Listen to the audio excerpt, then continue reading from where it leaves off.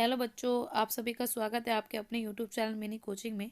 आज हम करेंगे क्लास 10th का इंग्लिश। इस इंग्लिश में करने वाले हम आपके प्री बोर्ड और बोर्ड के एग्जामिनेशन के लिए कुछ बहुत मोस्ट इंपॉर्टेंट क्वेश्चन।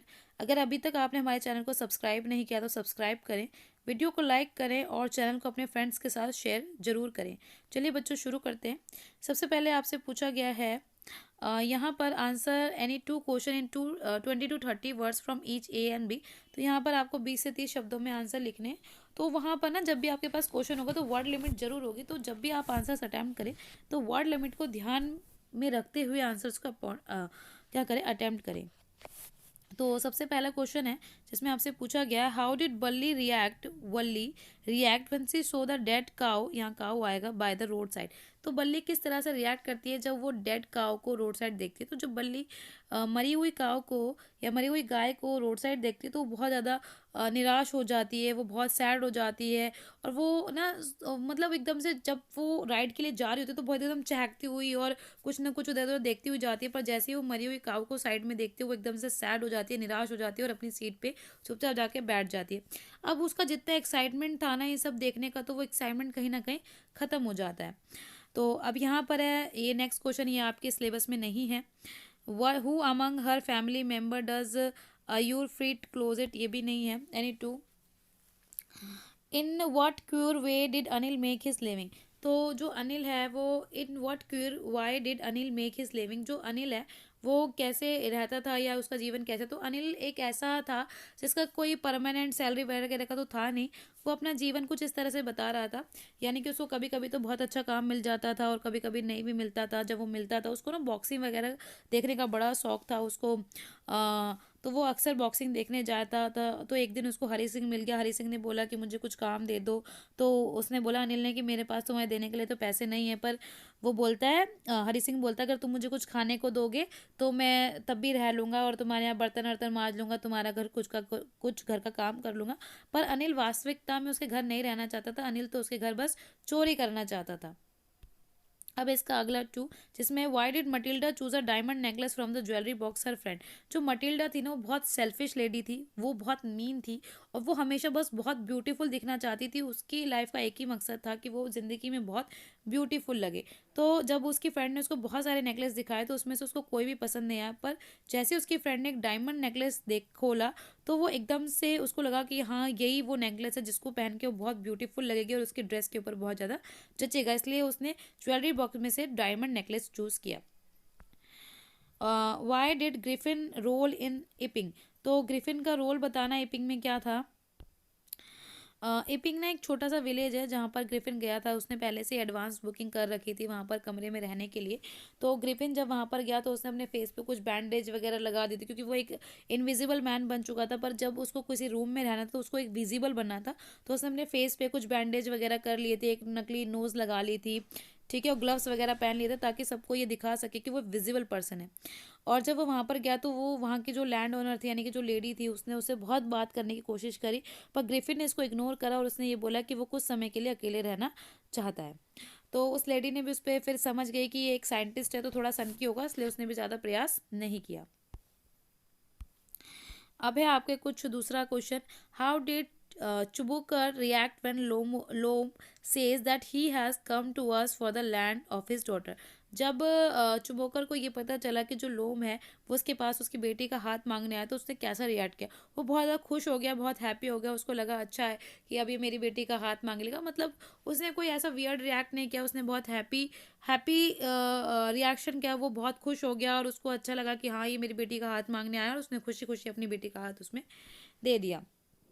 हाँ, what idea did the past master come up to. तो जो पास्ट मास्टर है यहाँ पर बच्चों पोस्ट मास्टर होगा। तो वो जो अ लेटर टू गॉड वाले लेसन है तो पोस्ट मास्टर के दिमाग में किस तरह के आइडिया। बच्चों मैं आपको वही क्वेश्चन करवाऊंगी जो आपके सिलेबस में होंगे, जो आपके सिलेबस में नहीं है यानी कि जो आपके इस बार चैप्टर्स नहीं आ रहे तो उनके क्वेश्चंस नहीं कराऊंगी। तो ये आई आपकी पोयम है बच्चों, अमांडा वाली, sorry. What idea did the postmaster come up to with? Post master के दिमाग में क्या आइडिया आया? तो पोस्ट मास्टर के दिमाग में ये आइडिया है कि उसने अपने एम्प्लॉयज़ से बोला कि हम सब क्या करेंगे, ये जो बंदा है उसका ना गॉड में बहुत ज़्यादा फेथ है, तो हमें इसका फेथ को बनाए रखना है, इसको तोड़ना ही नहीं। तो हम सब मिलके कुछ पैसे कलेक्ट करेंगे, कुछ डोनेट करेंगे और उसके बाद जो इतना भी मनी हमारे पास कलेक्ट होगा हम उसको सेंड कर देंगे। तो ये आइडिया उसके दिमाग में आया था। Why did the hack driver tell the narrator about Hudkins mother?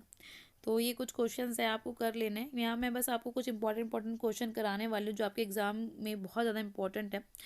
In what ways did Miss Pumphrey spoil Tricki? तो मिसेस फेम्प्रे ने टिकी को कैसे स्पॉइल कर दिया? उसको बहुत ज़्यादा ओवर ईटिंग करा के, उसको कुछ ना कुछ खिला के, वो इसको हॉर्लिक्स पिलाती, कास्टर ऑयल पिलाती, वाइन पिलाती, केक खिलाती और बहुत सारी चीज़ें ऐसे खिलाती, और वो उसको कुछ एक्सरसाइज या वॉकिंग तो कराती नहीं थी, जिसकी वजह से ट्रिकी खा खा के बहुत ज़्यादा मोटा और फूल चुका था, और जिसकी वजह से ट्रिकी की जो लाइफ थी वो क्या होती जा रही थी, टिकी की लाइफ स्पॉल होती जा रही थी। अब आपका next question, the difference come Mandela opinion about the meaning of freedom when he was a little boy and when he is become young describe? जब मंडेला एक छोटा बच्चा था ना, तो उसके दिमाग में फ्रीडम का मतलब ये था कि मेरी खुद की फ्रीडम। जब वो बड़े हुए तो उन्हें समझ में आया कि फ्रीडम का मतलब मेरी खुद की फ्रीडम नहीं होती। मेरी फ्रीडम मेरे परिवार की फ्रीडम, मेरी वाइफ की फ्रीडम, मेरी सोसाइटी की फ्रीडम, मेरे समाज की फ्रीडम और मेरे देश की फ्रीडम, मेरे स्टेट की फ्रीडम। फ्रीडम का मतलब है सिर्फ सबके लिए फ्रीडम, सिर्फ एक व्यक्ति की फ्रीडम नहीं, सबके लिए फ्रीडम होता है उनका मतलब। अब है आपका next question, who was the first teacher of the young seagull, how did she teacher? जो यंग सीगल का जो फर्स्ट टीचर थी वो उसकी मदर थी। उसकी मदर ने उसको किस तरह से टीच करा, आपको वो बताना। उसकी मदर ना सामने वाले हिल पे बैठी हुई थी, और वो एक फिश की ना उसको ऐसे अपनी चोंच से कुछ कुछ कर रही थी, यानी तोड़ने की कोशिश कर रही थी। और सीगल 2 दिन से उसने कुछ खाया नहीं था, तो वो बहुत ज़्यादा भूखा था। उसने क्या किया, वो उस मछली को देख के उसके मुंह में बहुत ज़्यादा पानी आ रहा। उसकी माँ क्या करती है, बिल्कुल फिश को लेके उसके मुंह की तरफ आते और एकदम से जैसे ही सीगल लपकने की कोशिश करता है वो नीचे की ओर चली जाती है। अब वो लपकने के चक्कर में, क्योंकि वो किनारे पे खड़ा होता है हिल के, तो एकदम से नीचे गिर जाता है। अब एट ए टाइम उसको लगता है कि नहीं वो डूब जाएगा, पर फिर वो कोशिश करता है और अपने पंखों को खोलता है और एकदम नीचे जाके पानी को छूते हुए वो ऊपर आ जाता है, और इस तरह से वो उड़ना सीख जाता है। Next question, Anil successfully defused the situation by not addressing it all, elaborate based on the reading of the. तो थीफ स्टोरी से बताना है कि उसने इस सिचुएशन को कैसे हैंडल करा। क्योंकि एक दिन क्या होता है, जो हैरी होता है ना, वो उसके घर पे काफ़ी समय से रह रहा होता है और खाना पीना बनाना सीख चुका होता है, और अनिल ने उसको पढ़ना लिखना भी सिखाया था और एक लव और अफेक्शन उसकी तरफ शो किया था। पर उसको वो कुछ पैसे वगैरह तो देता नहीं था। अब एक दिन हरी जो होता है ना, वो देख लेता कि अनिल कुछ पैसे लेके आ रहा है, उसने अपने मैट्रेस यानी गद्दे के नीचे कुछ पैसे रखे। तो हरी क्योंकि एक प्रोफेशनल चोर था और पैसे देख के उसके दिमाग में चोरी तो जाग ही जाती है, और वो सोचता है कि मैं चोरी कर लूँगा। जब वो चोरी करने की सोचता है ना, तो जब अनिल सो जाता है तो वो जाता है उसके मैट्रिक्स से पैसे निकालता है, और उसने अपने दिमाग में प्लान बनाया हुआ था कि मैं यहाँ से पैसे लेके सीधा लखनऊ स्टेशन पे जाऊँगा। स्टेशन पे जाने के बाद में क्या करूँगा, लखनऊ एक्सप्रेस पकड़ूंगा और सीधा चला जाऊंगा लखनऊ, वहाँ से वापस नहीं आऊँगा। जब वो जाता है ना, तो वो पार्क वगैरह से होते हुए जाता है, लखनऊ एक्सप्रेस मतलब स्टेशन में पहुंच जाता है, वहाँ बस भी ट्रेन भी खड़ी रहती है, और वो सोचता है मैं पिक करूंगा। पर वहाँ बारिश होने लगती है, और जैसे ही बारिश होने लगती है तो बारिशों के साथ उसके जज्बात बह जाते हैं, उसके अंदर का जो एक अच्छा इंसान होता है वो बाहर आ जाता है, और वो उसको मना करता है कि नहीं, तुम्हें लखनऊ एक्सप्रेस नहीं पकड़नी, तुम्हें दोबारा घर जाना है। क्योंकि उसको याद आता है अनिल ने उसको कैसे उसके साथ लव और अफेक्शन शो किया था। तो फिर वो क्या करता है, दोबारा वापस आता है, कुछ वापस आते हुए नोट भीग चुके होते हैं, और उन भीगे नोटों को ही वो किसके अंदर रख देता है, मैट्रेस के नीचे रख देता है। जब अनिल सुबह उठता है तो उसको पता लग जाता है कि रात में हरी ने शायद पैसे लिए होंगे, इसलिए वो घिरे। और वो आगे से अनिल को हरी को ये वादा करता है कि मैं तुम्हें कुछ कुछ पैसे दिया करूँगा। We should not we should not pressure or that a person in foolish as no one in time and circumstances given us intelligence explain the rest। अब यहाँ भोली का बताना है कि कभी कभी हमें क्या करना चाहिए, किसी को फुलिश नहीं समझना चाहिए। गिव अस इंटेलिजेंस, कुछ कुछ परिस्थितियाँ ऐसी हो जाती है जिसमें जो फुलिश पर्सन होते हैं वो बहुत इंटेलिजेंस भरा काम करते हैं। भोली की शादी एक बहुत बूढ़े आदमी से की जा रही होती है, और वो बूढ़ा आदमी जब देखता है कि भोली के चेहरे पे पोक्स मार्क्स है, यानी कि जब चेचक के निशान जिसको बोलते हैं निशान पड़े, तो वो बोलता है कि मैं इस लड़के से शादी नहीं करूंगा। ये तो स्टैमर भी करती है, यानी हकलाती भी है, और इसके फेस पे तो चेचक के दाग भी है। तो अगर मुझे इससे शादी, मैं अपनी बारात को वापस ले जाऊंगा, मैं इससे शादी तभी करूंगा जब मुझे दहेज में 5,000 रुपये दिए जाएंगे। तो भोले के पापा पहले तो उससे बहुत गिड़गिड़ाते हैं और अपनी टर्बन यानी अपनी पकड़ी उनके चरणों में रख देते हैं, पर उसके वो जो ब्राइड ग्रूम होता है वो मानता नहीं है। फिर उसके बाद क्या किया जाता है, भोली को बहुत गुस्सा आता है और भोली बोलती है मैं ऐसे आदमी से शादी नहीं करूंगी जो बहुत ज़्यादा लालची, बहुत ज़्यादा मीन है।